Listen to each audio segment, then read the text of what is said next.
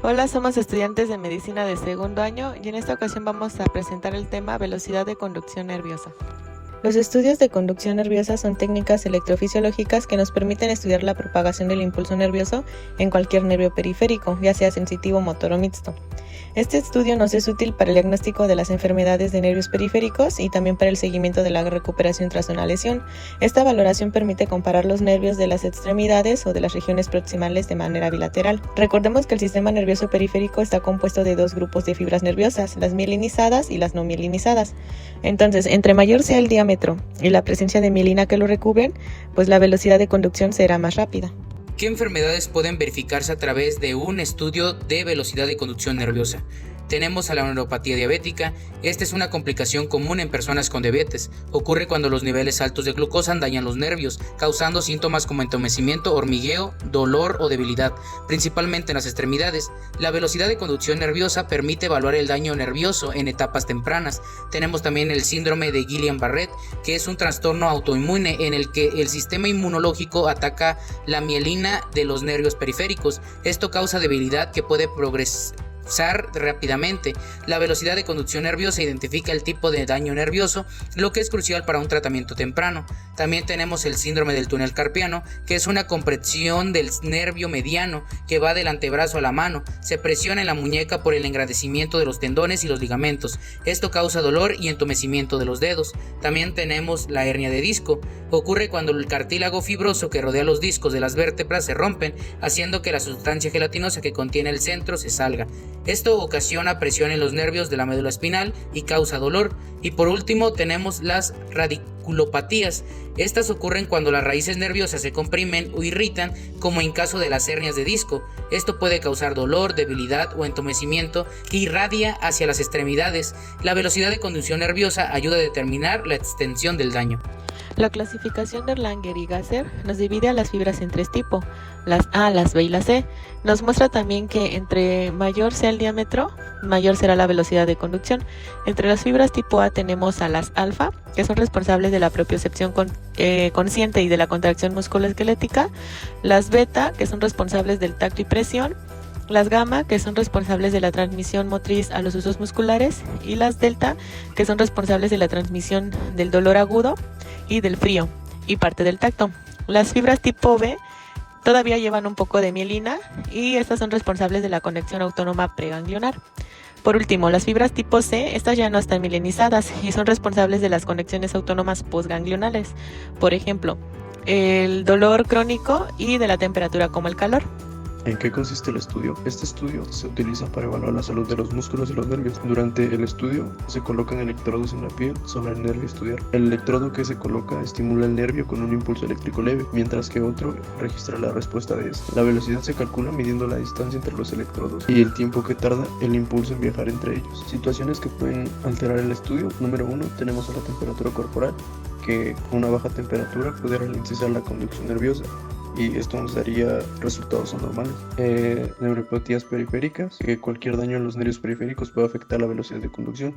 Estas incluyen condiciones como neuropatía diabética, síndrome del túnel carpiano y enfermedades autoinmunitarias, como un ejemplo sería el síndrome de Guillain-Barré. Lesiones en la médula espinal, como por ejemplo hernias discales o lesiones que compriman las raíces nerviosas, también pueden afectar los resultados. Y por último, factores demográficos, que en este caso serían la edad y el estado general de salud, que pueden influir en los resultados, ya que la velocidad de la conducción puede disminuir naturalmente con lo que es la edad. Alternativas al estudio de velocidad de conducción nerviosa. Tenemos a la electromiografía. Esta prueba complementa al estudio de velocidad de conducción nerviosa al medir la actividad eléctrica de los músculos en reposo y durante su contracción, siendo útil para determinar si un problema es muscular o nervioso.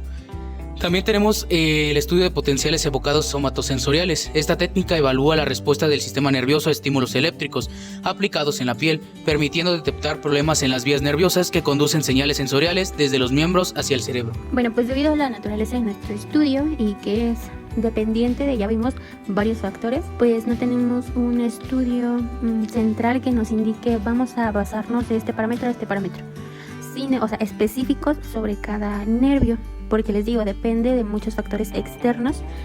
Entonces, específicos no hay, pero sí tenemos un parámetro que nos dice si está dentro de estos rangos, comparados con esta otra población, pues está dentro de parámetros normales. Sin embargo, si encontramos velocidades de conducción nerviosa por debajo de los 40 metros por segundo en extremidades superiores o por debajo de los 30 metros por segundo en extremidades inferiores, ahí sí podemos hablar de que es un hallazgo anormal y pues entonces está relacionado con alguna patología que completamos con la clínica, con la semiología, con pues todo el interrogatorio, nuestra exploración física, pues para poder dar un resultado certero y que esto sea solamente un comprobante más hasta nuestra sospecha de diagnóstico. Entonces, para los nervios motores, en cuanto a los miembros superiores, la velocidad está considerada normal en adultos es de 50 a 65 metros por segundo, miembros inferiores de 40 a 60 metros por segundo, y los nervios sensitivos en miembros superiores de 50 a 70 metros por segundo y en miembros inferiores de 40 a 60 metros por segundo. Entonces, pues aquí hay un ejemplo sobre cómo se registran estos resultados y los parámetros que hay. Les digo, por ejemplo, estos están acoplados a una población específica, incluso separados por grupos de edad. Entonces, pues esto es como se tiene que clasificar, por eso no es tan específico.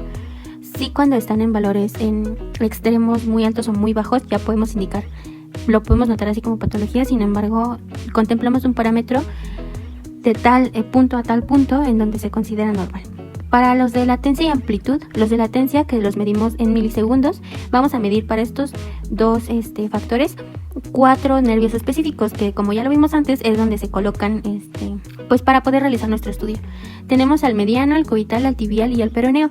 En cuanto al nervio motor del mediano, es por debajo de los 4.2 milisegundos y sensitivo por debajo de los 3.6 milisegundos. Y así, entonces podemos aquí observar cada parámetro de cada uno de estos nervios, pues para tratar de hacerlo más específico, entre comillas, porque les digo que depende de todos estos factores nuestros resultados y pues la interpretación de los mismos. A continuación hablaremos del caso clínico, el síndrome de Miller-Fisher, una variante del síndrome de Guillain-Barré. En él se muestra un ingeniero de 30 años, soltero, con antecedentes de hipertensión arterial esencial, niega tabaquismo, alcoholismo o alguna otra toxicomanía.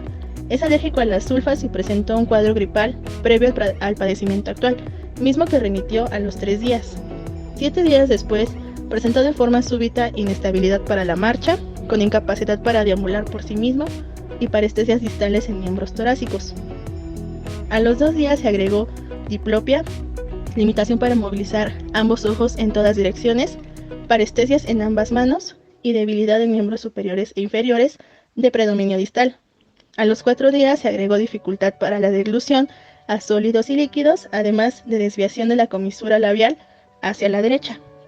En exploración física encontramos tensión arterial de 120 sobre 70 miligramos de mercurio, frecuencia cardíaca de 88, frecuencia respiratoria de 16 por minuto. Facies inexpresiva y proptosis bilateral, exotropia izquierda, limitación bilateral para la supraversión, infraversión, abducción y aducción, iptosis bilateral de predominio izquierdo, desviación de la comisura labial hacia la derecha, borramiento del surco nasogeniano izquierdo e incapacidad para arrugar la frente del mismo lado, fuerza muscular braquial y crural distal bilateral, arreflexia en las 4 extremidades y respuesta plantar flexora, sensibilidad sin alteraciones, dismetría a las pruebas de nariz, dedo, nariz y talón, rodilla, talón, marcha atáxica e incapacidad para realizar marcha en tándem. Durante su estancia hospitalaria presentó parálisis facial bilateral y mayor dificultad para la deglución. Se realizó estudio de velocidades de conducción nerviosa y el tratamiento se realizó con 5 sesiones de plasmaféresis, habiendo presentado importante mejoría de los síntomas. Posterior a 5 días de estancia hospitalaria, el paciente fue dado de alta. Un mes después presentó remisión total de los síntomas. En la siguiente imagen se muestra el estudio de velocidad de conducción nerviosa sensitiva. El trazo de la izquierda muestra la velocidad de conducción nerviosa del nervio peroneo superficial izquierdo y a la derecha la velocidad de conducción nerviosa del nervio peroneo superficial derecho.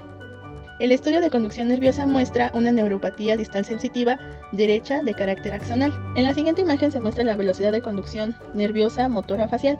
De arriba hacia abajo se muestran las velocidades de conducción nerviosa de los músculos orbicular del ojo derecho, del labio derecho, del ojo izquierdo y del labio izquierdo. El estudio muestra compromiso axonal desmielinizante del nervio facial bilateral de predominio izquierdo. En la siguiente imagen encontramos la representación de la onda F, donde el nervio mediano derecho que se muestra a la izquierda y el nervio mediano izquierdo que se muestra a la derecha. En los trazos se muestra la impersistencia de la onda F en el nervio mediano bilateral. Finalmente, los hallazgos en las velocidades de conducción en el síndrome de Miller-Fisher no son patomónicos. Se puede observar una disminución gradual de la amplitud del potencial de acción sensitivo. Las velocidades de conducción nerviosa del nervio facial también muestran una disminución de la amplitud y del reflejo del parpadeo, que es normal. Las velocidades de conducción nerviosa en el caso clínico presentado muestran una neuropatía distal sensitiva derecha de carácter axonal, así como compromiso axonal desmielinizante del nervio facial bilateral de predominio izquierdo. Se observa también impersistencia en la onda F del nervio mediano bilateral y dispersión temporal.